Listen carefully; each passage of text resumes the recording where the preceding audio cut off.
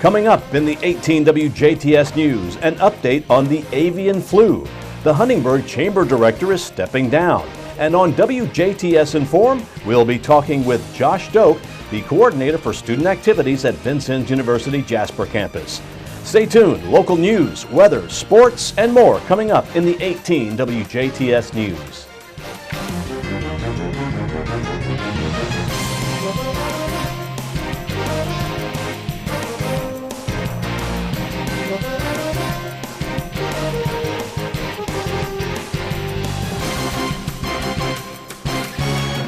Hello, this is the WJTS News. I'm Bill Potter. The executive director of the Huntingburg Chamber of Commerce has decided to step down from the position. In an open letter of resignation submitted by the chamber, Elizabeth Wertman says no one ever likes to give up on anything, especially her, when she knows others had high hopes. Wertman says she is leaving the chamber for personal reasons. The 25-year-old Wertman has been with the chamber since April of last year.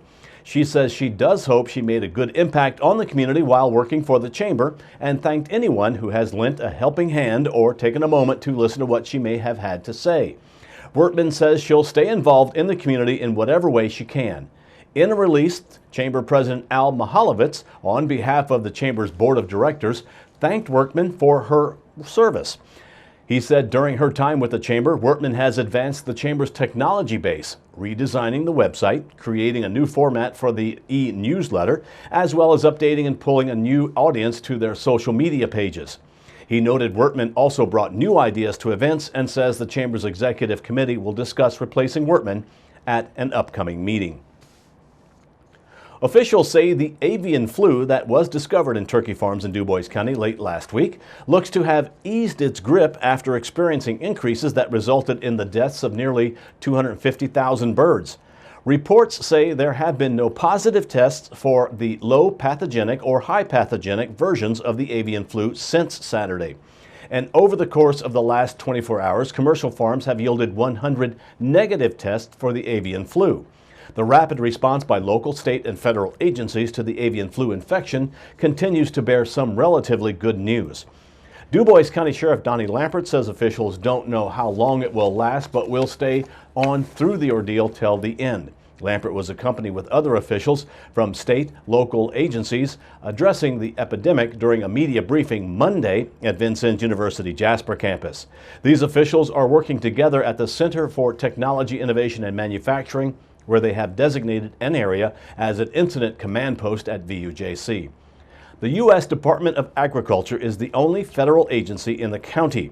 State agencies assisting in the operations include the Indiana Board of Health, the Department of Agriculture, Department of Homeland Security, Department of Natural Resources, the Department of Health, Department of Environmental Management, the Department of Correction, as well as the Indiana State Police. Dubois County Health Department Director Donna Oding Monday reassured that the risk to the general public is low and that there's even precautions being taken, such as the evaluation of people in contact with or around the issue. Oding says this is being carried out by conducting interviews and then monitoring anyone who worked on the farms or with the population process for up to 10 days after their last exposure to any dead birds. Indiana State veterinarian Dr. Brett Marsh was also on hand yesterday and announced that the combined effort between the different state, county, and federal agencies had led to over 900 homes being contacted within an extended 20-kilometer area around the first infection site. He says the response to this issue is a top priority and they have dealt with in similar cases around the county. I really appreciate the reception we have received from local officials, the community, from the poultry industry. We've been warmed by their reception in a rather difficult situation, but as has been mentioned, we are making progress. It's an unusual event. They had a similar challenge with avian influenza in Iowa and Minnesota and Nebraska and other states last year, and we had one small case in northern Indiana that was quickly dealt with, and we are determined to do the same here. We have those 10 sites that have this infection on them. They're being rapidly depopulated to eliminate the movement of that virus into the community. And I appreciate the health department's remarks. We do not believe that this has any public health or food safety risk. Marsh says that since the initial 10 turkey operations were found to have one of two variants of the virus, over 100 tests have come back negative. The infection was found on an operation belonging to Steve and Don Kolb on East DuBois Road, northwest, just outside of DuBois. The infected birds were near their time to be processed, but according to Marsh, the operators found several birds had died and immediately contacted authorities. Marsh said the fact that DuBois County has a regional airport has greatly assisted in getting the testing completed. He explained that the USDA has been flying out samples to the National Veterinary Services Laboratory in Ames, Iowa, testing facility directly from the Huntingburg Airport. He says access to the farms is restricted because of the depopulation process and the potential to spread the disease. Officials such as Indiana Department of Homeland Security Director David Kane reflects that the state recognizes this problem as an economic security issue. He says the current stage in which they are working right now is the responsive stage, and that there will be a recovery stage for not just the farmers, but for the community of DuBois. We recognize that at the local level, this is very personal, and it is from an economic standpoint something that is going to be of concern. And so we want to make sure that all resources are brought to bear to mitigate it, to correct it, and when it's all said and done, that we are still here supporting local officials in the recovery phase. Right now we're in response, but there will be a recovery phase. And our effort at this point is to ensure that we minimize the impact during the response and that we maximize the impact of the recovery. So those are our commitments. We are here for the duration. DuBois County produces 1.4 million turkeys per year, an output that leads the state. Nationally, Indiana ranks 4th in turkey production. As joint efforts continue to bring relief to the community of DuBois are being conducted, Sheriff Lampert says he understands the community is concerned, but affirms that officials who are working hard to fix this issue will keep the public informed. Right now we're going through something where there's really no way to understand exactly what all is going on, but it's amazing how we've surrounded ourselves with a lot of good people that are knowledgeable. There's no way any of us can know all of it. So with state coming down, BOA, USDA, the Indiana State Police helping us, the commissioners are here, the council. It's good to see that it's a team effort. So I want the farmers, especially the farmers who are going through this, to remember that everybody's here for you guys too. One of the best things I think everybody could do is to pray for everybody involved. You have a lot of people that are here working hard. They're tired. And I'm sure with the farms up in that area, they're probably getting cold and tired.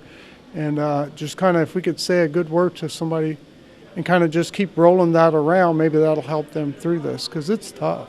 This is not an easy situation. It's not something anybody wants to do or go through.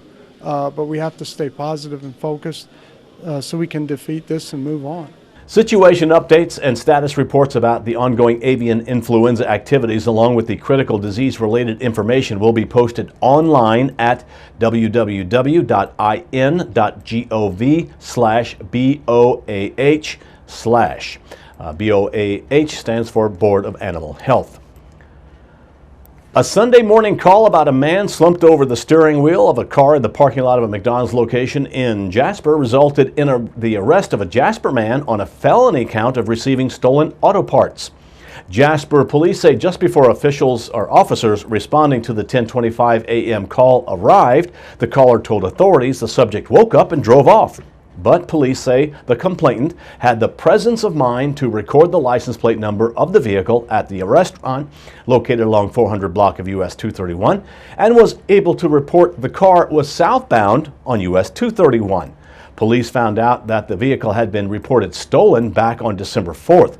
It was located at a residence along the 2000 block of West Division Road where 38-year-old Daniel King was staying. Officers made contact with King and placed him under arrest on a level 6 felony count of receiving stolen auto parts. It was also discovered that he was wanted on an active warrant out of Morgan County for failing to appear in court on a driving while suspended charge. After checking his driving status, Jasper police also charged King with a misdemeanor count of driving while suspended with a prior conviction for the same offense. King was taken to and booked into the Dubois County Security Center.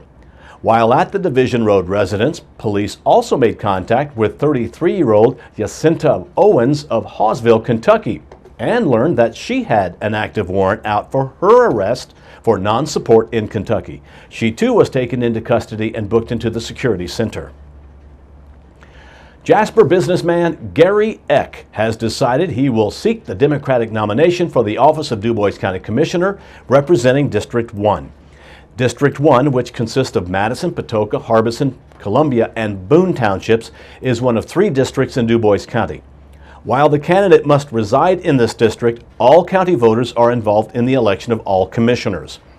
The 59-year-old Eck is the owner and co-founder of Eck Mundi Associates, who has specialized in computer and telephone technologies for small and middle-sized businesses, government, and nonprofit organizations in Dubois and surrounding counties since 1993. Eck is a summa cum laude graduate of Rose-Hulman Institute of Technology, where he earned a bachelor's degree in electrical engineering with a minor in economics. He was also the valedictorian of the 1974 class at Jasper High School. He is an Indiana licensed professional engineer and has served as the chairman of the Evansville-Owensboro section of the Institute of Electrical and Electronic Engineers. Gary and his wife, the former Marlene Hausch of Hayesville, reside in Boone Township on his Hoosier homestead farm. They have 3 grown children and 3 grandchildren. In a news release, Eck says, having been involved in agricultural production from childhood until recently, he understands the problems of the farming community. He pointed out that sometimes people overlook the importance of Dubois County agriculture. He says in addition to providing income to the farmers, their business needs translate into scores of jobs in equipment and facility sales and services, feed processing, fertilizer and crop care, utilities, fuel and transportation industries. A lifelong member of St. John's Lutheran Church in Boone Township, Eck has served as council president, children's Sunday school teacher, children's choir director, and is currently a church organist and pianist. Eck is an active mentor for the Memorial Hospital Alzheimer's Group, a support group where he shares his past experiences with families dealing with dementia. He has been a 4-H leader and is also a member of the Dubois County Museum, Redevelop Old Jasper Action Coalition, the Farm Bureau, the Dubois County Cattlemen Association, and a Jasper Optimist Club board member. He just concluded serving as the chairman of the Dubois County Democrat Central Committee. Up next, we'll have a look at your weather summary, and that's coming up on 18 WJTS.